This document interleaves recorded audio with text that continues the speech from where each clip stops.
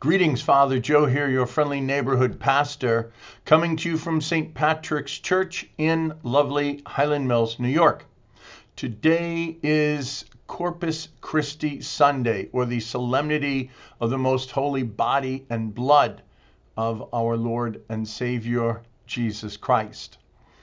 Our gospel today comes from St. Luke, and it's the story of the multiplication. And I just want you to think about what happens in the story, okay? Jesus says something, the apostles believe it, and so they act accordingly. And as a result of that, the people that they are dealing with, they see this action and they believe, and then they do the same. Then they imitate the activity.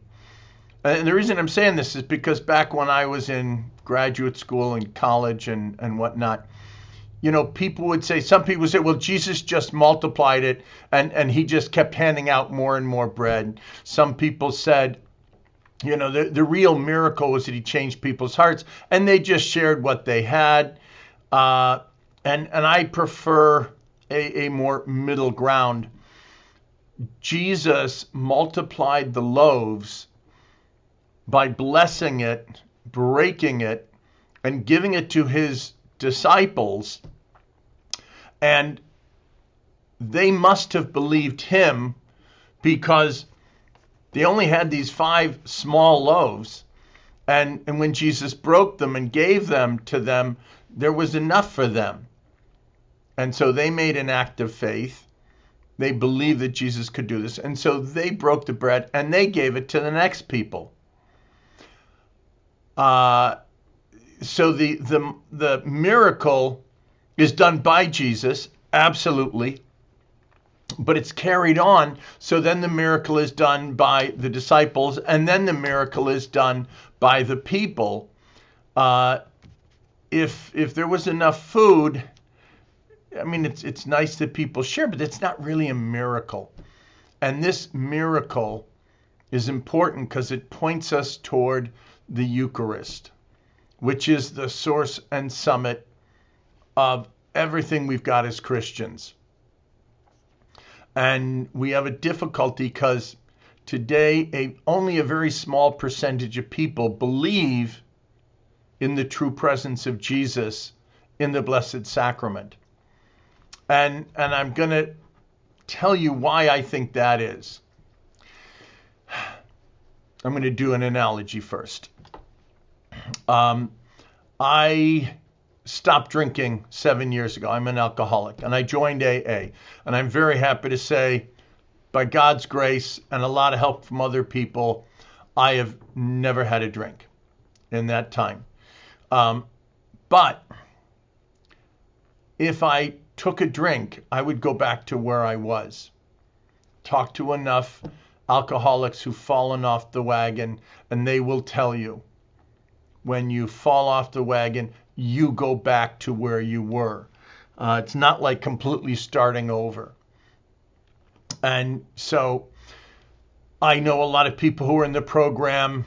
When I decided to join the program, I knew that I was going to have to do 90 meetings 90 meetings in 90 days. I knew I was going to have to get a sponsor. I knew that I was going to have to read the big book. I knew that I was going to have to work the steps. And I said, yes, I will do this. The first day I decided that I wasn't going to go to a meeting. It was right about dinner time. And I could have dinner or I could go to this meeting. And by the way, of all the meetings all week, it happened to be my favorite meeting. And I'd probably been sober for maybe a month and a half by this time. And this is what happened. I was putting my coat on, I had my hat, I was going out the door, and I thought, you know something? I'm not going to go to this meeting. I'm kind of hungry. I'm just going to go downstairs. I will have dinner with the guys. Let me think. I think they're having beef. I could have a glass of red wine with that. And oh my gosh, that happened so fast that I did not even see it coming. But I decided to not go to my meeting. Then I had just a short period of kind of distraction, and what came right back in, I think I'll have a drink. There was no fight, there was nothing. And so one of the first things we learn in AA is I may be further from my last drink, but I may be closer to my next. And so people join Alcoholics Anonymous because they believe that they're alcoholics. They believe that they are powerless against alcohol by themselves. And they believe that their lives are unmanageable. And when they get together, they remind each other of that, not in a bad way, but in a good way, so that they don't have to fall off the wagon. The other reason why people go to AA is for serenity. When you know people who have been working the program and they've got a decent amount of sobriety, they find serenity.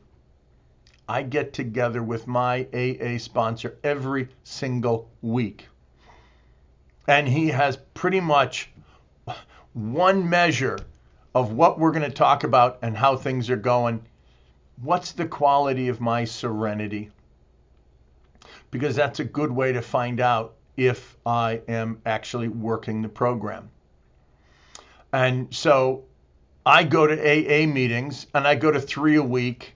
I used to go to 4 a week, but after the pandemic, one of my meetings didn't come back.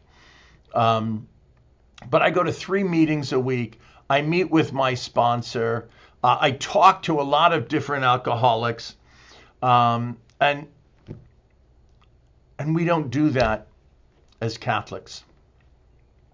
The AA kind of program or its model is based on the early Christian church or the early Catholic church, because I don't think there's a difference there. All you have to do is substitute alcohol for sin. I am a sinner, and by God's grace, I have the ability to avoid sin, and in AA we would say to grow in sobriety or serenity. In Christianity, Catholicism, we say, and by God's grace and working together with this group of people, I can grow in sanctity, because that's God's plan. That's his model for us. And alcoholics believe this, and you can tell they believe it because they don't go to one meeting for an hour a week and think it's going to change everything. Because I got news for you. If I had simply stopped drinking, I would be a dry drunk. You don't want to be around a dry drunk. They're miserable. You want to be around someone who's sober and has serenity. And in the same way with us, if I think that I'm going to spend 1 hour a week in church, and somehow that is going to completely transform my life, you're wrong. You're wrong. The churches that are growing, the churches that are more, stronger, they get together during the week too. People read Catholic literature or good literature. They talk to other Christians or other Catholics. They reach out to other people. Because, by the way, the birthday or the day that they celebrate is the beginning of AA. It's not when Bill W. stopped drinking.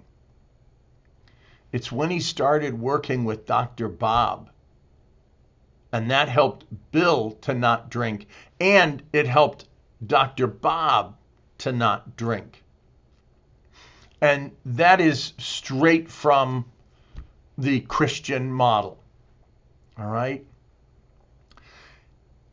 Catholic means universal, international, or all-inclusive. Apostolic means we are sent out to other people. So alcoholics stay sober by helping other people to stay sober. Christians, we grow in sanctity and we avoid sin when we get together with other Christians and we work on that. Catholics, if you think you can go to church 1 hour a week, you don't believe in sin and you don't believe in sanctity. In AA, that's how you fall off the wagon. The other measure, by the way, I'm giving kind of a tough homily today because I'm leaving the parish in 2 weeks. And so I told the people, I said, normally you have months to kind of prepare people for this. I've got 3 Sundays. One of my main gauges of how well I'm doing as a pastor and the growth of the parish is how many people are going to confession. Because we have long lines going to communion. I have short lines, or some weeks nobody comes to confession. And I got to tell you, if you don't go to confession, I don't think you take seriously sin. That's like, not thinking that, having a drink is going to take you back into being an a drunk alcoholic. And confession is important because it prepares us to receive communion. Now, I go to confession every week. I do it not because I'm the biggest sinner in the world, but I go to confession every week and I do it with the same priest. And it functions not only to forgive my sins, but it also functions as spiritual direction. It also gives me grace to avoid sin in the future. It gives me healing from my past sins. And it prepares me to receive communion worthily. Our second reading is from St. Paul's first letter to the Corinthians. And he talks about handing on what was given to him, that Jesus Christ at the Last Supper gave his disciples basically the Mass. All right. This is my body, which is going to be given up for you. This is my blood that is shed for the life of the world. Do this in remembrance of me. Now, if the reading had been longer, it would have included where St. Paul says, do not do this in an unworthy fashion. If we receive communion in an unworthy fashion, or what we would call as Catholics, we say in a state of mortal sin, then we are responsible. We eat and drink condemnation upon us, and we are responsible for the blood of Christ. That's a really sharp saying. So if you're going to church every Sunday and you're receiving communion, and it's been months or years or decades, or if you've been missing Mass or whatever it is that's a grave sin, all right, you should think about maybe not going to confession until you go to not go to communion until you go to confession. If I'm an alcoholic and I start hanging around in bars, all right, or I start, just little things that are going to edge me toward a drink, those are like little venial sins. And venial sins, when we get comfortable with them, we get comfortable with bigger venial sins, and we're going to end up in mortal sin. With an alcoholic, they don't just start with, jumping off the wagon. They stop going to meetings. Maybe they're not talking to people. Maybe we call it making reservations. If you're doing stuff that's leading you toward a drink, you're making reservations to go to the bar or whatever. With us Catholics, if you say, I don't have to go to Mass, or maybe I only have to go to Mass 1 hour a week, In my case, you'd be there for an hour and 5 minutes. But if you say that, where's going to be the power to resist sin and to grow in holiness? Because, by the way, remember, that's the other reason that people want to go into Alcoholics Anonymous, is because we become joyful and peaceful and free. We get serenity. Alcoholics go to meetings a few days a week. How many people in your parish do you know that will come to maybe a mass or a prayer meeting or some spiritual activity during the week? How often are you willing to do something like that? Do you read the Bible every day? Do you pray every day? Do you call up friends who are Christians?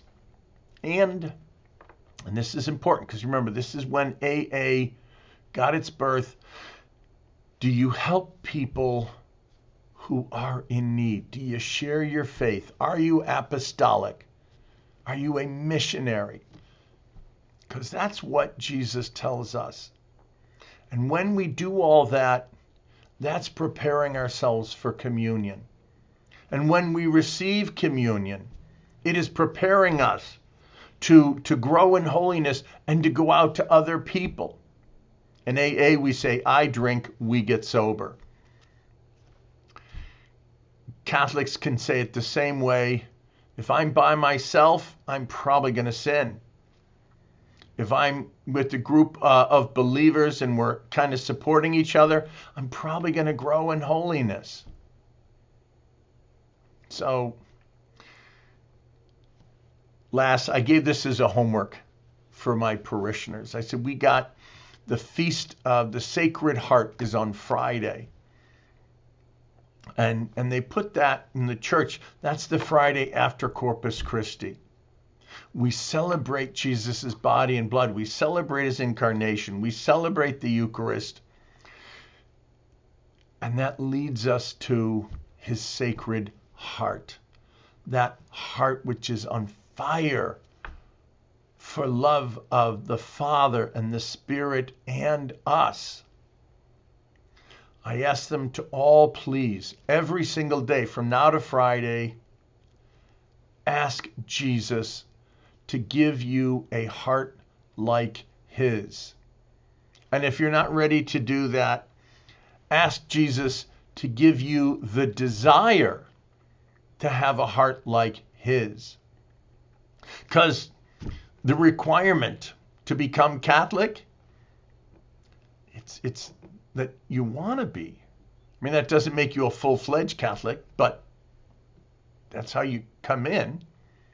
In AA, there's only one requirement, and that is you have a desire to stop drinking.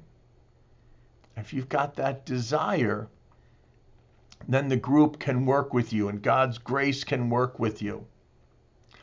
As Christians,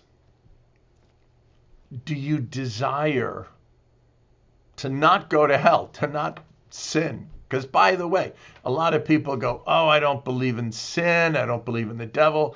I got news for you. The person who talks most about hell and sin in the Bible is Jesus. And he can do that because he's speaking seriously, because he's going to suffer for us in the Bible. He has suffered for us now. So, yeah, going to hell is a real possibility. As an alcoholic, I say I'm one drink from being a drunken bum again. As Catholics, as Christians, we're one sin from losing heaven.